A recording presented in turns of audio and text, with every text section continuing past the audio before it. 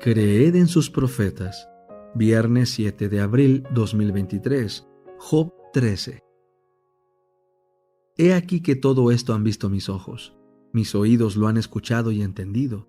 Como ustedes lo saben, yo también lo sé. En nada soy menos que ustedes. Sin embargo, yo le hablaré al Todopoderoso, pues quiero argumentar con Dios. En cuanto a ustedes, lo recubren todo con mentira.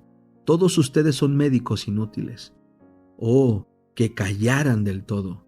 Ello les sería contado por sabiduría. Escuchen pues mi razonamiento y estén atentos a los argumentos de mis labios. ¿A favor de Dios hablarán perversidad? ¿A favor de Él hablarán engaño? ¿Habrán de mostrar por Él parcialidad?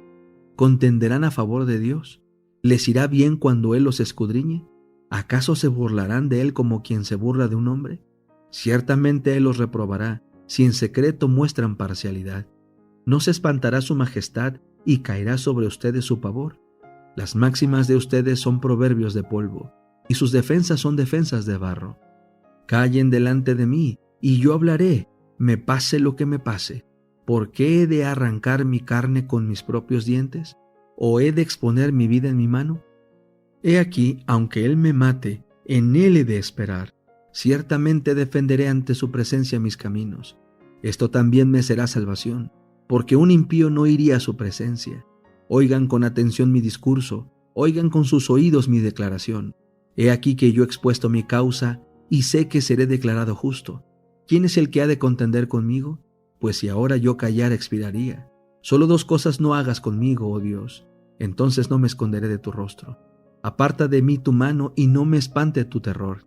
Llama entonces y yo responderé, y yo hablaré y tú me responderás. ¿Cuántas son mis faltas o mis pecados? Hazme entender mi rebelión y mi pecado. ¿Por qué escondes tu rostro y me consideras tu enemigo? ¿Aterras a una hoja que es arrebatada? ¿Has de perseguir a una paja seca? Pues escribes contra mí cosas amargas y me haces sufrir por los pecados de mi juventud. Pones mis pies en el cepo y vigilas todas mis sendas. Imprimes marcas en las plantas de mis pies. Así el hombre se gasta como un odre, como un vestido comido por la polilla. El conflicto de los siglos, capítulo 5. El lucero de la Reforma. En primer término, supongo que el Evangelio de Cristo es toda la sustancia de la ley de Dios. Declaro y sostengo que por ser el obispo de Roma el vicario de Cristo, aquí en la tierra, está sujeto más que a nadie a la ley del Evangelio. Porque entre los discípulos de Cristo, la grandeza no consistía en dignidades o valor mundanos, sino en seguir de cerca a Cristo e imitar fielmente su vida y sus costumbres. Durante el tiempo de su peregrinación en la tierra, Cristo fue un hombre muy pobre, que despreciaba y desechaba todo poder y todo honor terreno. Ningún hombre de buena fe debiera seguir al Papa ni a santo alguno, sino en aquello en que ellos siguen el ejemplo del Señor Jesucristo, pues San Pedro y los hijos de Zebedeo, al desear honores del mundo, lo cual es seguir las pisadas de Cristo, pecaron, y por tanto no deben ser imitados en sus errores. El Papa debiera dejar al poder secular todo dominio y gobierno temporal, y con tal fin exhortar y persuadir eficazmente a todo el clero y hacer otro tanto, pues así lo hizo Cristo y especialmente sus apóstoles. Por consiguiente, si me he equivocado en cualquiera de estos puntos, estoy dispuesto a someterme a la corrección y aún a morir si es necesario. Si pudiera yo obrar conforme a mi voluntad y deseo, siendo dueño de mí mismo, de seguro que me presentaría ante el obispo de Roma, pero el Señor se ha dignado visitarme para que se haga lo contrario, y me ha enseñado a obedecer a Dios antes que a los hombres. Al concluir decía, oremos a Dios para que mueva de tal modo el corazón de nuestro Papa, Urbano VI, que él y su clero sigan al Señor Jesucristo en su vida y costumbres, y así se lo enseñen al pueblo, a fin de que, siendo ellos el dechado, todos los fieles los imiten con toda fidelidad. Así enseñó Wycliffe al Papa y a sus cardenales la mansedumbre y humildad de Cristo, haciéndoles ver no solo a ellos sino a toda la cristiandad el contraste que había entre ellos y el Maestro, de quien profesaban ser representantes. Wycliffe estaba convencido de que su fidelidad iba a costarle la vida. El rey, el Papa y los obispos estaban unidos para lograr su ruina, y parecía seguro que en pocos meses, a más tardar, le llevarían a la hoguera. Pero su valor no disminuyó. ¿Por qué habláis de buscar lejos la corona del martirio?, decía él. Predicad el evangelio de Cristo a arrogantes prelados, y el martirio no se hará esperar. ¿Qué? ¿Viviría yo para quedarme callado? Nunca. Que venga el golpe. Esperándolo estoy. No obstante, la providencia de Dios velaba aún por su siervo, y el hombre que durante toda su vida había defendido con arrojo la causa de la verdad, exponiéndose diariamente al peligro, no había de caer víctima del odio de sus enemigos. Wycliffe nunca miró por sí mismo, pero el Señor había sido su protector, y ahora que sus enemigos se creían seguros de su presa, Dios le puso fuera del alcance de ellos. En su iglesia de Lutherworth, en el momento en que iba a dar la comunión, cayó herido de parálisis y murió al poco tiempo.